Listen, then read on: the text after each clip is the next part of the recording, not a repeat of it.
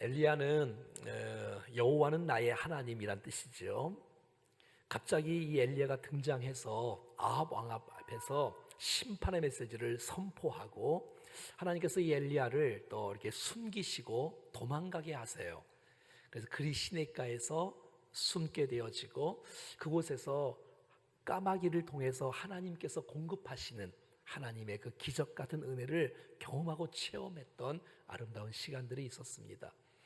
하나님께서 때가 됐을 때 넌 지금 시돈 땅 사르밧으로 가서 그 여인을 만날 것이다. 그가 너를 먹일 것이다. 이렇게 말씀하셔서 사르밧 과부에게 함께 찾아감으로 또 그 안에 하나님 놀라운 기적과 역사, 축복을 경험했던 우리 지난주에 시간이 있었습니다. 여러분, 우리가 인생을 살면서 많은 하나님의 은혜가 임해요. 또 축복도 임하고요. 그런데 우리 예기치 않는 고난들이 우리 앞에 가정이나 자녀, 건강이나 사업, 물질이나 관계 여러 면에서 예기치 않는 어려움들이 내게 찾아와요. 그리스도인들에게도 예외가 없이 찾아와요. 누구에게든지. 자, 그럴 때 우리가 어떻게 반응하느냐, 어떻게 태도를 취하냐에 따라서 정말 그 고난이 축복이 될 수도 있고 우리 은혜가 될 수 있는데, 그래서 잘 주님 앞에 믿음의 반응을, 믿음의 아름다운 태도를 주 앞에 취해야 되겠다. 오늘 본문에는 여인이 당하는 이 고난 속에서 여인이 주님 앞에서 반응하는 태도가 나오고요. 그 고난 앞에서 엘리야가 믿음으로 이렇게 말하고 행동하는 이 태도가 나와요. 그래서 우리가 어느 편에 서야 될 것인지, 우리가 어떻게 고난들을 헤쳐나가야 될 것인지를 말씀을 통해 지혜를 배우는 시간이 되어지기를 원하고요. 17절 말씀 같이 보겠습니다. 시작. 이 일 후에 그 집 주인 되는 여인의 아들이 병들어 증세가 심히 위증하다가 숨이 끊어진지라. 이 일 후에 어떤 일이었지요? 많은 축복을 받은 후잖아요.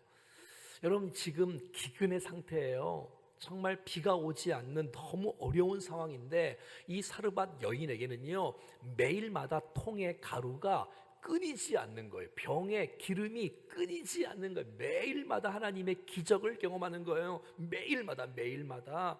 그러니까 여러분, 엘리야를 통해서 하나님께서 그 여인을 축복하시는 것이 얼마나 감격스럽겠어요. 그래서 여인이 하나님 감사합니다, 엘리야 선지자여 감사합니다, 감격하며 감사하며 보내고 있는 그런 과정 가운데 있다는 것이에요. 그런데 여러분, 그때에 일 후에 그 집 주인 되는 여인의 아들이 병들어 증세가 심히 위증하다가 숨이 끊어진지라. 이게 웬일입니까? 이게 웬일이에요? 오늘도 하나님의 기적을 체험하고 오늘도 하나님의 은혜와 능력을 체험하고 살아가다가 갑자기 아이가 병이 들어서 죽은 거예요. 여러분, 지금 과부잖아요. 남편이 일찍 죽었어요. 아들과 둘이 살고 있는 거예요. 먹는 것도 힘들지만, 남편 없는 것도 힘들지만, 이 자녀 하나 있는데 그것도 외아들인데 아들이 병들어 죽게 되었으니 그 실망감, 그 좌절감, 이제 소망도 희망도 없는 이런 상황 가운데 놓여져 있는 이 여인, 얼마나 힘들겠어요. 그런데 이게 이제 육체적으로 힘든 것뿐만 아니라 이제 어떤 그 마음의 변화가 오냐면 하나님에 대한 불신이 마음속에 일어나기 시작하는 거예요. 하나님 정말 살아계시냐? 하나님 정말 나를 사랑하는 거 맞냐? 아니, 주님이 나를 사랑하신다면 이런 어려운 때에 이 아들을 주님이 데려가시냐? 이건 말이 안 된다면서 이 영적인 이 박탈감, 이 깊은 영적인 침체와 이 마음 빠지는 거야. 그래서 하나님의 은혜와 축복을 받을 때는 너무 기쁘고 너무 행복했는데 갑자기 아픔이 오니까 받은 축복은 온데간데 없고 그냥 고난만 커져서 이제는 슬픔으로 가득 차고, 이런 모습들이 우리 주위에도 혹시 있지 않은지. 처음에는 하나님께서 주신 은혜 때문에 너무너무 기뻐하다가 이 고난 때문에 이 고난이 커지면서 받은 복과 은혜는 뭐 온데간데 없이 다 사라지고 고난만, 아픔만, 희생만, 질병만 남는 이런 모습들 때문에 원망과 불평으로 가득 차는 모습은 있지 않은지. 자, 18절 이 여인의 태도가 이렇게 표현합니다. 시작. 여인이 엘리야에게 이르되 하나님의 사람이여 당신이 나와 더불어 무슨 상관이 있기로 내 죄를 생각나게 하고 또 내 아들을 죽게 하려고 내게 오셨나이까. 당신 하나님의 사람이라면서요. 하나님의 사람 맞지요? 하나님 당신 사람 맞지요? 내가 당신 때문에 많은 은혜를 입었습니다. 많은 사랑을 입었어요. 그런데 내가 당신 때문에 죄가 드러나게 되었습니다. 내가 우상을 섬기는 것이 드러나게 되었고 내가 죄악 가운데 있다는 것이 당신과 함께 대화하고 예배하고 말씀을 들으면서 내 죄가 생각이 났어요. 내가 바알을 섬겼던 거. 시돈 땅은 바알을 섬기는 땅이잖아요. 엣바알에 지배하는 나라니까.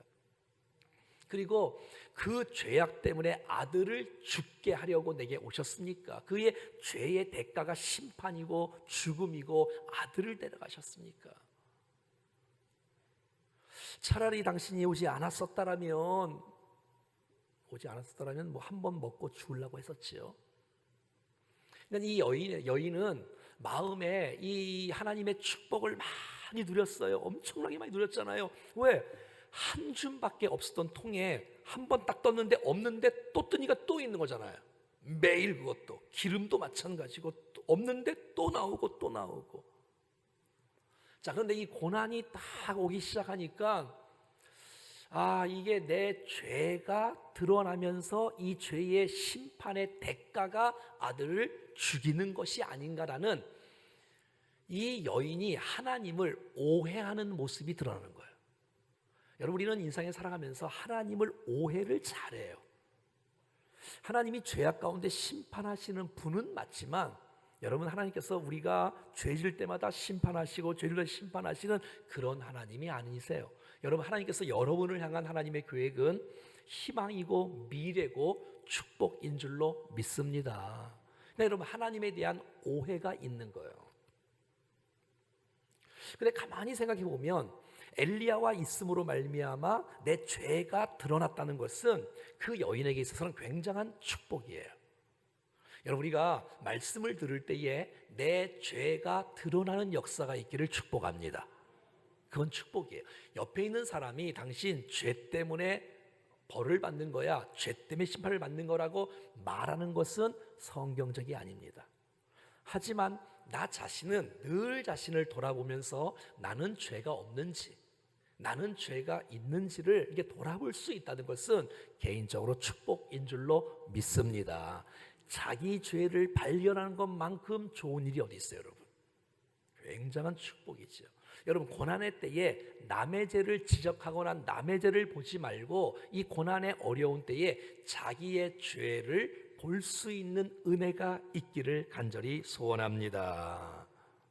자, 이 여인은 어떻게 변명을 하냐면 이제 죄를 전가를 시키는 거예요. 이거는 정말 당신이 안 왔으면은 이러한 고난이 없었을 텐데 엘리야 때문이다.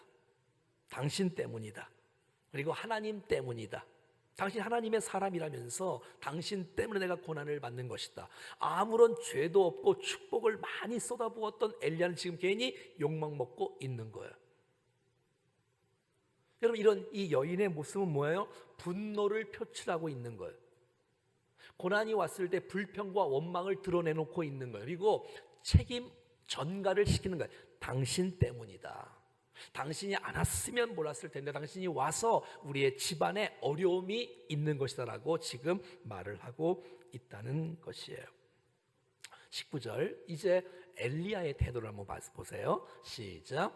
엘리야가 그에게 그의 아들을 달라 하여 그를 그 여인의 품에서 받아 안고 자기가 거처하는 다락에 올라가서 자기 침상에 누이고. 자, 아이를 안을 정도니까 이 사르밧 과부의 아이는 큰 청년이 아니라 아이인 것을 우리는 알 수가 있겠지요. 자, 품에 안았던 그 아이를 엘리야가 그 아이를 달라고 해서 자기 품으로 안아요. 그리고 자기가 거처하는 다락방에 올라가서 침상에 누이는 모습이 드러나고 있는 거예요. 자, 엘리야는 가만히 있다가 아들이 죽었어요. 아들이 죽은 상황 가운데 그 여인이 엘리야에게 분노를 표출하고 있어요. 당신 때문이다. 당신 때문이다. 그런데 여러분, 엘리야는 그 여인에 대해서 분노를 표출하지를 않아요. 그리고 이게 핑계하지 않아요. 변명하지 않아요. 그냥 침묵하고 있는 거예요. 이것이 바로 엘리야의 태도인 것이에요. 내가 무슨 죄를 지었습니까? 내가 당신에게 기도해주고 축복해주고 지금까지 먹이는 일을 위해서 내가 축복하고 기도해 왔는데 이게 그렇게 대하면 되겠습니까? 라고 항변하지 않는다는 거예요. 이 엘리야가. 여러분, 그 여인의 아픔을 하나님이 아시고 있고 그 여인의 아픔을 엘리야가 다 알고 있는 것이에요. 그래서 이 위기의 상황, 이 고난의 상황 속에 엘리야가 판단한 것은 하나님 앞에 독대하며 주님 앞에 나가 골방에 들어가서 기도해야 되겠다라고 결심을 하게 되는 거예요.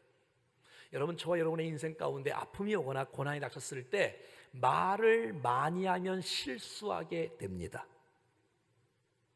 여러분, 어려울 때 결정하면 하지 말라 그랬지요?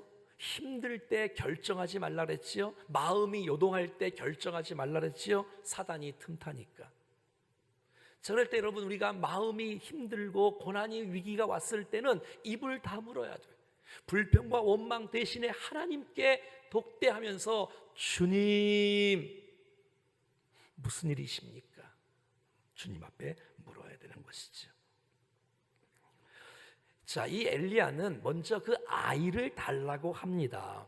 여러분, 아이를 달라고 하는 그 이 모습 속에서 여인의 관점에서 한번 생각해 봐요. 여인이 지금 죽은 아들을 안고 있어요. 이 아이가 죽었습니다. 이 아이가 죽었습니다. 엘리야, 당신 때문입니다. 라고 하니까 이 엘리야가 그 아이를 내게 좀 주십시오. 내가 좀 주십시오라고 달라고 하는 거예요. 여러분, 애는 죽었어요. 이 아이가 살아날 것을 기대하는 사람은 한 사람도 없어요. 여러분, 지금 엘리야 시대까지 창조부터 많은 살아난 사람이 있었겠지만 성경의 기록상 살아난 사람은 단 한 사람도 없습니다. 기록상, 성경의 기록상 그 후는 많이 있지만, 자, 그러니까 여인이 자기 죽은 시체를 안고 있는데 이 아이를 하나님의 사람 엘리야가 달라는 거예요. 자, 그럴 때 여러분, 내 이 고통의 문제를 하나님 앞에 내놓는 거예요. 그러니까 내 생각과 내 감정을 스톱시키고 원망을 스톱시키고 하나님의 사람에게 그 문제를 맡기는 것이에요. 여러분, 우리가 인생 가운데 내 생각으로 판단하지 말고 내 느낌으로 판단하지 말고 이 아이를 내어줄 수 있는, 하나님께 맡길 수 있는, 하나님의 사람에게 맡길 수 있는 그런 마음이 우리 가운데 있기를 간절히 바랍니다. 자, 이게 달라는 거예요. 무슨 말이에요? 엘리야는 이 여인이 지금 아이 죽은 것 때문에 너무너무 아파요. 그걸 알아요. 그 아픔을 공감하는 거예요. 그래서 그 여인의 아픔을 내 아픔으로 끌어오는 것이에요. 여러분, 이렇게 이해할 수 있는 사람이 옆에 있다는 것, 당신 얼마나 마음이 아파, 내가 좀 도와줄게 하면서 그것을 끌어안는 것이에요. 그의 아픔과 나의 아픔을 동일시하는 거예요. 동일시. 그의 아픔을 나의 아픔으로 동일시해서 그 모습을 내가 끌어안는 것, 이것이 바로 그리스도인이 아닐까요? 그것이 바로 기도하는 사람, 사랑하는 사람의 모습이 아닐까요? 여러분, 우리의 인생은, 자, 이 어미의 입장에서 이 아이를 엘리야에게 넘긴다 라고 한다는 것은 하나님의 일하심을 기회를 드리는 거잖아요. 그리고 엘리야도 정말 그의 아픔을 내 아픔으로 끌어안고 주님 앞에 나가서 기도하는 모습을 통해서 하나님의 일하심을 기대하는 것이 아니겠어요? 여러분, 상대방의 아픔을 내 아픔으로 여기는 것을 우리는 기도라고 하는 거예요. 중보기도라고 하는 거예요. 베드로전서 2장 9절 말씀에는 우리 그리스도인들을 이렇게 말하고 있지 않습니까? 한번 따라해 볼까요? 왕같은 제사장들이요. 왕 같은 제사장이라는 것은 나는 나를 위해서 존재하는 인생이 아니라 나는 아파 있는 사람을 내 아픔으로 여기면서 왕 같은 제사장 역할을 감당하며 하나님께 도움을 청하며 하나님, 내 문제가 아니라 이 사람의 아픔을 좀 도와주십시오라고 이 제사장의 역할을 감당하는 사람이 우리 정말 기도하는 참다운 그리스도인인 줄로 믿습니다. 난 저와 여러분들이 기도의 양이 많아지기를 축복합니다.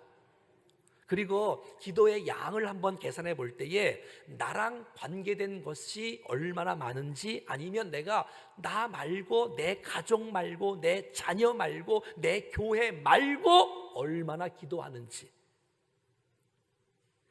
그래서 기도의 양만 늘어날 뿐만 아니라 기도의 폭이 넓어질 수 있기를 바랍니다. 여러분, 이 사람을 주께서 기뻐하지 않겠어요? 왕 같은 제사장의 역할을 감당함으로 기도의 양과 기도의 깊이가 넓어질 수 있다면 주님께서 그 사람의 인생을 책임져 주실 줄로 믿습니다. 여인의 아픔을 내 아픔으로, 여인의 눈물을 내 눈물로 여기면서 내가 그 문제를 끌어안고 하나님 앞에 나아가는 엘리야의 이 아름다운 모습이 저와 여러분들의 모습이 되어지기를 간절히 원합니다. 자, 20절 보십시오. 시작. 여호와께 부르짖어 이르되 내 하나님 여호와여, 주께서 또 내가 우거하는 집 과부에게 재앙을 내리사 그 아들이 죽게 하셨나이까 하고. 자, 엘리야가 주님 앞에 이제 밖에 나가서 이렇게 계단에 올라가서 2층으로 되어 있는 곳이 다락입니다. 그러니까 우리가 생각하는 안방 위에서 뭐 옛날 그런 다락이 아니라 이제 바깥에서 나가서 올라가는 계단으로 되어 있는 2층 집이 바로 다락인데요. 한번 따라해 볼까요? 여호와께 부르짖어 이르되. 이제 이 엘리야가 그 2층의 침상에 아이를 눕혀놓고 먼저 기도하기 시작합니다.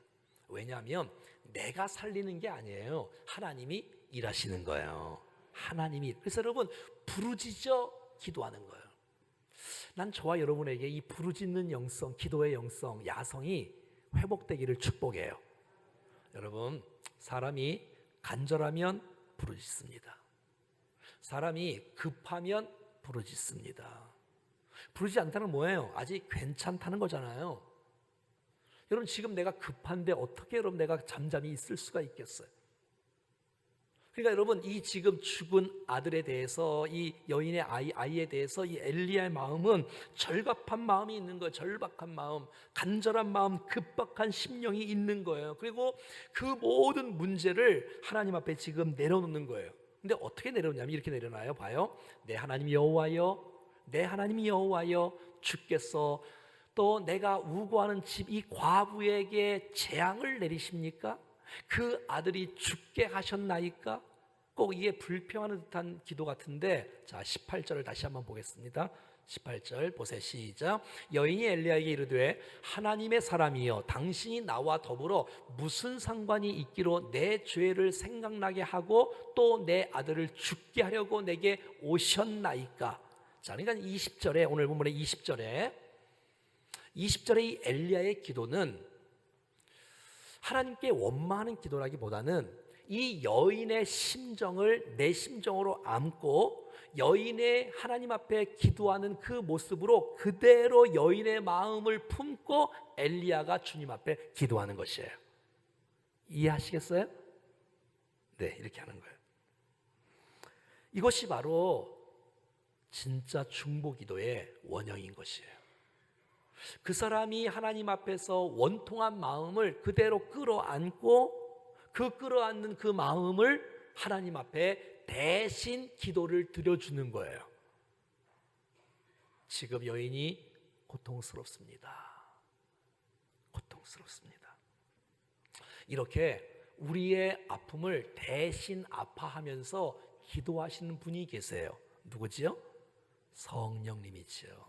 로마서 8장 26절 말씀 같이 읽어볼까요? 시작. 이와 같이 성령도 우리의 연약함을 도우시나니 우리는 마땅히 기도할 바를 알지 못하나 오직 성령이 말할 수 없는 탄식으로 우리를 위하여 친히 간구하시느니라. 아멘. 성령께서 우리의 연약함을 더우시나니 마땅히 기도할 바를 알지 못하는 우리의 모습을 오직 성령이 말할 수 없는 탄식으로 우리를 위해서 친히 하나님께 간구하시는 성령님 덕분에 우리가 믿음으로 주 앞에 설 수 있는 근거가 되는 줄로 믿습니다.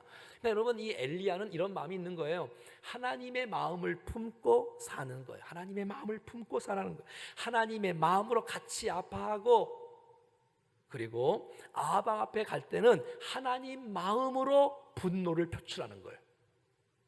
하나님의 마음을 품고 심판의 메시지를 선포하는 거예요. 하나님의 마음을 품고 여인의 아픔을 끌어안고 주님 앞에 올려드리는 거예요. 마치 성령님처럼 말이죠. 여러분, 이 엘리야의 모습이 우리 하나님의 마음이 아니에요? 예수님의 마음이 아니에요? 성령님의 마음이 아니에요? 정말 우리같이 정말 연약한 우리들에게, 빌 바를 알지 못하는 우리들에게, 아니 죽은 우리들에게 인간의 몸을 입고 오시고 우리를 이해하시고 사랑하시고 인간의 몸으로 다시 그 모든 고통을 체휼하시면서 함께 그 일을 담당하시면서 우리를 도우시고 함께 하시고 이끄시는 그 놀라운 주님. 자, 이 엘리야가 이제 그 아이를 놓고 여인의 심정으로 하나님 앞에 기도하기 시작하면서 이렇게 기도합니다. 21절입니다. 시작. 그 아이 위에 몸을 3번 펴서 엎드리고 여호와께 부르짖어 이르되 내 하나님 여호와여 원하건대 이 아이의 혼으로 그의 몸에 돌아오게 하옵소서 하니. 자, 이제 엘리야가 죽은 아이예요. 죽은 아기 위에 몸을 3번 엎드려요. 3번이면 뭐 3번이겠습니까? 간절한 마음으로 이렇게 엎드려요. 기도를 먼저 하는 거예요. 엘리야가 살리는 게 아니라 했어요. 살리면 하나님이 살리는 거예요. 최선을 다해서 말로만 하지 않고 정성을 다해서 온 몸으로 그들에게 사랑을 표현하는 거예요. 엎드리고 한번 더 합시다. 여호와께 부르짖어 이르되. 하나님께 그 아무도 없는 장소에서 하나님께 부르짖어 이르되. 한번 따라해 볼까요? 내 하나님 여호와여. 내가 지금 기도하는 대상이 누구냐면 내 하나님 여호와라는 거예요. 기도하는 대상이 내 하나님 여호와야. 여러분, 전능하신 하나님이 내 하나님이십니다. 우리를 사랑하신 하나님이 내 하나님 여호와이십니다. 우리를 도우시고 응답해 주시는 분이 내 하나님 여호와인 줄로 믿습니다. 이 엘리야는 내 하나님 여호와라고 믿음으로 선포하고 있어요. 다윗이 그랬지요. 나의 힘 되신 여호와여, 나의 산성이신 여호와여, 나의 목자이신 여호와여, 나의 하나님, 나의 하나님, 나의 하나님. 사랑하는 여러분, 전능하시고 응답을 기뻐하시는 그 놀라운 하나님이 여러분들의 하나님인 줄로 믿습니다. 자, 뭐라고 하나 봐요. 원하건대 이 아이의 혼으로, 영혼으로 그의 몸에 돌아오게 하옵소서. 여러분, 죽음이라는 뭐지요? 육체에서 영혼이 빠져나가는 것을 죽음이라는 거죠. 육체와 영혼이 분리되는 것을 죽음이라래요. 근데 여러분, 지금 분리되었어요. 그런데 지금 이 엘리야가 무슨 기도를 하냐면 그 영혼이 다시 그 아이의 육체 가운데 들어오도록 기도를 하고 있는 거예요. 우와, 이게 무슨 말이에요? 생명의 주관자는, 인간의 생사복을 주관하시는 분은 오직 나의 하나님이시라는 것이에요. 하나님은 살리시기도 하고 죽이시기도 하고 높이시기도 하고 낮추시기도 할 수 있는, 무엇인지 다 할 수 있는 전능하신 하나님이라는 사실들을 믿습니까? 그 하나님께 부탁하는 거예요. 하나님, 나는 할 수 없습니다. 하나님이 하십시오. 이 아이 살려주십시오 하고 주님 앞에 기도하고 있는 거예요. 몸을 펴서 기도하고 또 기도하고 또 몸을 피고. 자, 이런 부분들이 성경에 몇 번 나오고 있어. 열왕기서 4장 말씀인데 한번 읽어볼까요? 시작. 이거는 엘리사가 수넴 여인의 아들을 살리는 거예요. 지금은 엘리야가 사르밧 과부 아들을 살리는 거고, 열왕기하는 엘리사가 수넴 여인의 아들을 살리는 거예요. 시작. 아이 위에 올라 엎드려 자기 입을 그의 입에, 자기 눈을 그의 눈에, 자기 손을 그의 손에 대고 그의 몸에 엎드리니 아이의 살이 차차 따뜻하더라. 이런 일들이 이제 열왕기 하에서 우리가 또 배울 것이고요. 자, 사도행전 20장을 한번 가보겠습니다. 여러분, 예배 시간에 이렇게 바울이 설교하다가 한 청년이 창에 걸터 앉아 있는데 깊이 졸다가 바울이 강론하기를 더 오래 하매 졸음이 이기지 못하고 3층에서 떨어지는 거예요. 졸다가 3층에서 떨어졌어요. 그래서 일으켜보니 살았어요? 죽었어요? 죽었어요. 자, 10절입니다. 시작. 바울이 내려가서 그 위에 엎드려 그 몸을 안고 말하되 떠들지 말라. 생명이 그에게 있다. 지금 이 유두고가 기절한 거예요? 죽은 거예요? 죽은 거죠. 근데 여러분, 바울이 그 위에 엎드려서 하나님께 기도하고 있어요. 자, 이런 모습이에요. 아무튼 이런 모습이 이제 여러 번 나오고 있는데, 우리가 뭐 죽은 사람 앞에 놓고 그 위에 올라가서 그렇게 기도하라는 뜻은 아니겠지요. 생명의 주관자는 오직 하나님이십니다. 여러분, 기도할 때 하나님이 일하십니다. 하나님께서 일하시는 간절한 기도. 여러분, 이게 이 아이의 위에 엎드렸다는 것은 무엇을 의미할까요? 나는 너를 사랑한다. 나는 너를 뭐한다? 사랑한다. 내가 어느 정도로 사랑하냐면 내 생명이 너에게 전달되기를 원한다. 사실 선지자는요, 율법을 다 아는 사람이잖아요. 죽은 시체를 만지면 안 됩니다. 그러면 7일 동안 자가 격리를 해야 됩니다. 하나님 앞에 나갈 수가 없어요. 그게 여러분 성경에 나와 있어요. 율법에. 그거를 다 알아요. 그래도 불구하고 이 엘리야의 마음속에는 이 아이를 사랑하는 마음이 있어요. 사랑하는 표현인 거예요. 혹시 여러분 이런 기도를 혹시 드려본 일이 있나요? 혹시 주위에 아파 있는 사람이 있는데, 하나님 이 영혼 살려주시고 저를 걷어가 주십시오. 혹시 이렇게 기도한 분들이 혹시 계시나요? 나 데려가시고 이 죽은 영혼, 아파하는 영혼 살려주세요. 뭐 이런 기도 말이에요. 이런 기도. 지금 엘리야의 기도가 지금 이런 기도가 아닐까요? 하나 되는 기도. 같이 죽자, 아니면 같이 살자.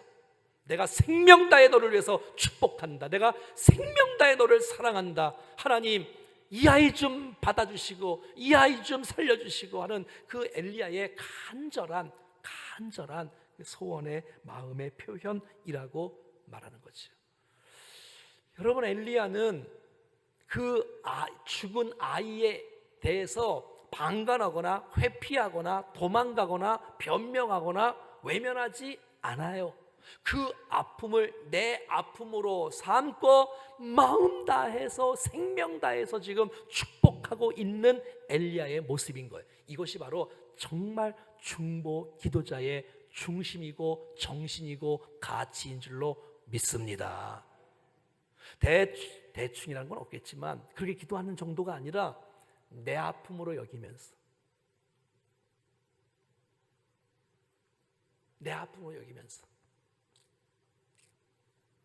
여러분, 환우들을 위해서 정말 간절히 기도할 때 옛 어른들이 그렇게 간절히 기도하면 당신이 아플 줄 몰라, 이런 말을 우리 권사님들이 옛날에 많이 했잖아요.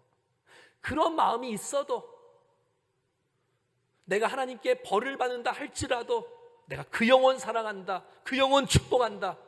이야, 이거 담임 목사의 마음 아닌가? 아니, 그렇게 되기를. 그게 목자의 마음이 아닌가? 그게 교육 목자 회장들의 마음이 아닌가? 리더들의 마음이 아닌가? 하나님, 저 영혼 내가 축복합니다. 저 영혼 사랑합니다. 내가 대신 아파도, 내 어미가 내가 대신 아프고 이 내 자녀 이를 좀 살려달라는 이 뜨거운 이 모습의 엘리야의 이 섬김, 사랑, 기도. 여러분, 많은 사람들은 짐이 얼마나 무거운지 일주일에 두세 번씩 투석하는 분들이 있고, 몇 주에 한 번씩 또 항암 치료받는 분들도 계시고, 또 얼마에 한 번씩 돈을 갚아야 되는, 정말 너무너무 무거워서 너무 지친 나머지 그렇게 생활하는 분들이 우리 주위에는 얼마나 많이 있는지. 엘리야는 그런 사정을 바라보면서 내 아픔으로 여기고 날마다 주님 앞에서 기도하기 시작하는데 온 맘 다해 기도하는 거예요. 온 맘 다해서. 저는 우리 목회를 이렇게 하다 보면 여러분이 목장들 있잖아요. 목장이 가깝지 않습니까? 뭐 자치에도 마찬가지지만 이렇게 이제 목장이 가까운데, 한 목장에서 한 지체가 아프면 그 목장 전체가 새벽 기도를 나와서 함께 그 분을 위해서 기도하는 모습을 제가 여러 번 보았어요. 얼마나 아름다워요. 어떤 분들은 새벽 기도 왜냐고 물어보니까 내가 어떤 분을 생각이 난다는 거야. 생각이. 나 그분을 위해서 기도하고 싶다는 거예요. 그래서 새벽 기도를 나오시는 분들이 있더라고요. 자기 문제를 위해서 기도하는 게 아니고 우리 지체가 아파하는 그 지체를 돕고 싶어서 기도로. 그리고 그냥 이것이 바로 엘리야의 심정의 마음이 아닌가. 얼마나 아름다워요. 포기하지 않고, 변명하지 않고, 외면하지 않고, 도망가지 않고, 끌어안고, 주님, 주님, 주님, 저 영혼입니다. 저 영혼. 나 아니고요. 저 영혼입니다. 저 영혼입니다. 이런 우리의 기도의 지경이 이렇게 넓어질 수만 있다면, 이게 정말 공동체 교회가 아닌가. 그래서 모두가 다 함께 서로 짐을 같이 나눠질 수 있는 공동체, 함께 기도로 위로하고 격려할 수 있는 공동체, 서로 세워줄 수 있는 공동체, 반드시 그 기도와 사랑의 힘이 하나님의 일하심을, 역사하심을 경험할 줄로 믿습니다. 뿐만 아니라 엘리야가 그렇게 정말 하나님, 이 아이가 하나님 영혼을 되돌려 주십시오, 되돌려 주십시오, 부르짖고 내 하나님 여호와께 기도하고 또 기도하고 또 기도하고 또 기도하고 있는 근거가 도대체 뭐냐? 14절 보겠습니다. 14절 지난주에 본 건데요. 시작. 이스라엘의 하나님 여호와의 말씀이 나 여호와가 비를 지면에 내리는 날까지 그 통에 가루가 떨어지지 아니하고 그 병에 기름이 없어지지 아니하리라. 비를 내리기까지, 지금 아직은 기근 때예요. 아직 3년 6개월이 다 안 갔어. 이제 곧 끝나. 이제 3년 6개월이 이제 18장이 3년 6개월 돼 갖고 이제 뭐 불 내리고 비 내리는 게 다음 주부터 나오지 않습니까? 자, 그러니까 무슨 말, 이 14절 말씀 무슨 말이에요? 이 엘리야가 무슨 하나님의 약속의 말씀을 받은 거예요? 하나님의 말씀이 비를 지면에 내리는 그날까지, 3년 6개월 되는 그날까지는 이 집에 이 여인과 이 아이의 생명을 걷어가지 않고 주님이 먹이시고 입히시고 책임지시고 보호하시고 공급하시다는 사실들을 믿기 때문에 이 아이는 지금 죽을 때가 아니라는 거예요. 이 아이는 지금 죽을 때가 아니라는 거예요. 이 엘리야는 그 약속의 말씀을 받기에 믿음을 갖고 확신을 갖고 하나님께서 이 아이를 살리신다, 하나님께서 이 아이를 죽이지 않는다, 공급하신다, 책임지신다는 사실들을, 약속의 말씀을 근거해서 지금 축복하고 기도하고 있다는 것이에요. 사랑하는 여러분, 우리가 기도할 때 어떻게 해야 우리가 기도와 기도의 힘이 강할 수 있을까요? 그것은 약속의 말씀을 붙잡고 기도할 때 힘있게 확신있게 기도할 줄로 믿습니다. 그래서 여러분, 기도할 때는 반드시 말씀을 듣고 기도하셔야 돼요. 말씀을 받고 그래야지 주께서 원하시는 뜻을 따라 기도할 수가 있게 되는 거예요. 말씀을 듣지 않으면 주님의 뜻이 이게 자기 생각이 돼버리고 자기 감정이 돼버리고 자기 느낌이 되기 때문에 말씀을 붙잡고 기도하는 우리 공동체가 되기를 간절히 축복합니다. 엘리야는 지금 아픔이 있어요. 지금 문제가 있어요. 지금 죽었어요. 하지만 약속의 말씀이 있고 죽음이 있다면, 약속의 말씀이 있고 문제가 있다면 문제에 집착하는 것이 아니라 약속의 말씀을 믿고 주님이 함께 하신다라는 사실들을 확신하며 축복하고 선포하고 있는 이 엘리야의 이 아름다운 모습, 우리가 본받아야 되지 않겠습니까? 22절, 자 시작. 여호와께서 엘리야의 소리를 들으심으로 그 아이의 혼이 몸으로 돌아오고 살아난지라. 할렐루야. 우와. 다시요. 지금 오늘 성경에 나타난 기록상으로 열왕기상 17장 전까지 죽은 영혼 살아난 기사가 있어요, 없어요? 없어요. 엘리야는 이런 훈련을 지금 받고 있는 거예요. 어떤 훈련이요? 생명의 주관자는 하나님이시다. 내가 살리는 게 아니다. 생명의 주관자는 하나님이라는 사실들을 믿고, 주께서 이 엘리야의 간절한 사랑에 하나 된 기도가 하늘나라에 상달되어짐으로 주님이 들으시고 주님이 그 아이를 일으켜 주셨습니다. 얼마나 감격했을까요? 누가요? 엘리야가. 그러니까 지금 이 여인을 축복하는 것뿐만 아니라 지금 하나님은 엘리야를 훈련시키고 있는 거예요. 지금 그 집을 통해서, 어떤 사건을 통해서, 어떻게 해결하는 걸 통해서, 왜? 이런 훈련을 통해서 이제 다음 주부터 진행되어지는 열왕기상 18장 갈멜산의 대결, 불이 내리고 비가 내리는 기도가 이제 진행되어지는 거예요. 여러분, 우리가 정말 계속해서 훈련하는 가운데 그 사람이 문제가 왔지만 알고 보니까 주님은 나를 훈련시키는 축복의 은혜가 있는 것이에요. 배우자가 아프면 또한 배우자를 주께서 훈련시키고 세우시고, 또한 공동체 지체가 아프면 그도 훈련시키시지만 그 옆에 있는 지체를 또 훈련시켜 가시는 그 하나님의 질서 모습을 보게 되는 것이에요.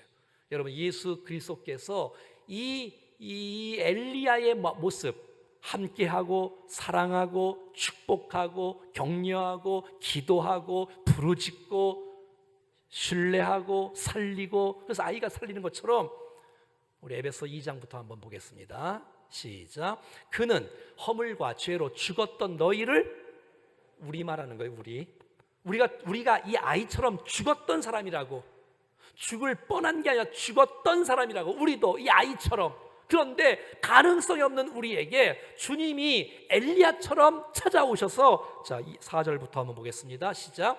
긍휼에 풍성하신 하나님이 우리를 사랑하신 그 큰 사랑으로 인하여, 5절, 허물로 죽은 우리를 그리스도와 함께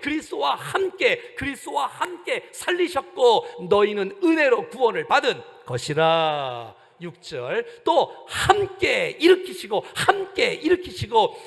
일으키사 그리스도 예수 안에서 함께 하늘에 앉으시고 함께 할렐루야.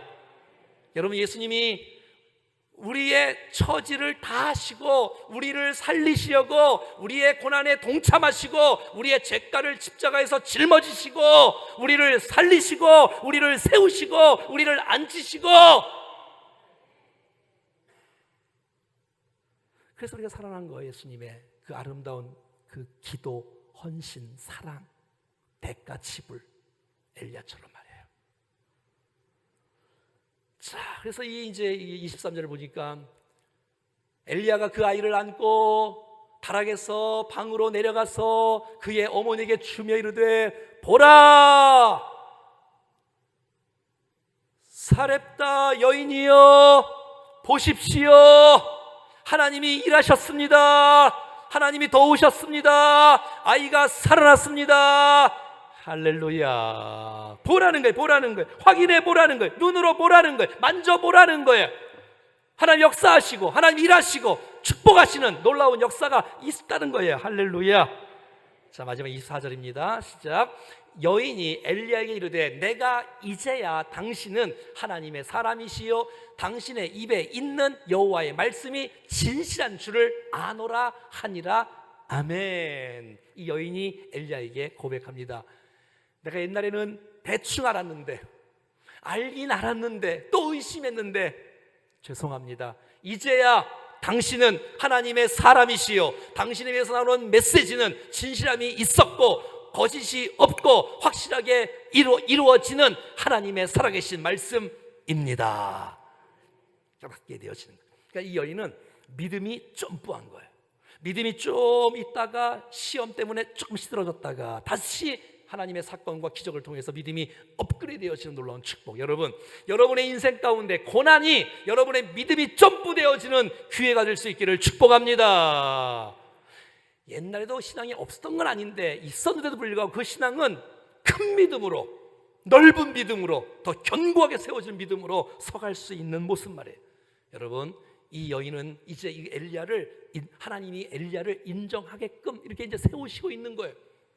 여러분, 주위에 있는 사람 여러분 바라보고 여러분들은 하나님의 사람입니다라는 말을 여러분 듣고 있습니까? 하나님께서 저분을 쓰시는구나, 주께서 저분과 함께 하시는구나, 주께서 저분을 통해서 일하시는구나, 저분은 정말 주님과 동행하시는구나, 저분은 정말 주님 속에 속해 있는 분이구나 라는 사실을 어떻게 듣고 있나요? 저분을 보면 하나님이 안 계신 것 같아. 이러면 안 되잖아.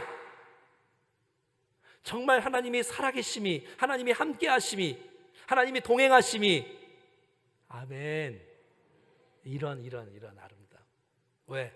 기도의 응답을 많은 사람이 보니까, 하나님의 역사하심과 하나님의 사랑하심을 보니까 역사되어지는 놀라운 축복하심이 이루어지는 거 아니겠어요?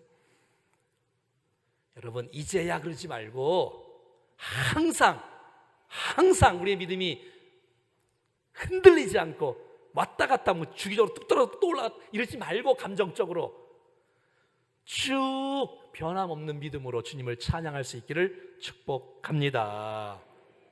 여러분, 오늘 이 사건은 이 여인이 이 아이의 죽은 사건을 통해서 자기의 죄가 드러나서 죄책감이 있었지만 자유함을 얻고 해방을 얻는 축복이 있었고 또 그의 믿음이 더욱더 커지는 놀라운 축복이 있었고 하나님의 말씀은 진실하다, 하나님의 말씀은 거짓이 없다, 반드시 이루어진다. 이야, 이런 것을 깨닫게 되어지고, 그러면 엘리야에게는 이 사건을 통해서 무엇을 깨달을 수 있을까? 그것은 바로 하나님은 죽은 자를 살리시며 생명의 주관자가 되시며 너는 정말 하나님만 의지하면 하나님이 너 인생 책임져 주겠다는 이 놀라운 사실들이 그전에도 있었어요. 물론 믿음이 엘리야가 없었던 게 아니죠. 있었어요. 그런데 이런 사건들 더 깊어지고 여러분 자신을 한번 생각해 봐봐요. 10년 전하고 5년 전하고 4년 전하고 3년 전하고 2년 전하고 1년 전하고 믿음이 더 깊어지고 있나? 여러분, 정말 너무너무 하나님의 은혜 때문에 감격하고 있나? 막 너무너무 행복하고 주님 때문에, 아니면 10년 전보다 점점 떨어지고 있나? 이거 큰일 나지, 큰일 나.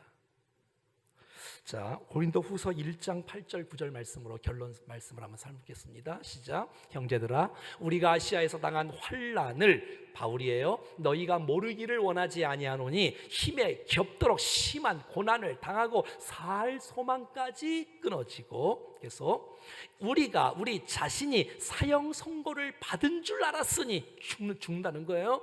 이는 그 고난이 왜냐하면 우리로 자기를 의지하지 말고 오직 죽은 자를 다시 살리시는 하나님만 의지하게 하심이라.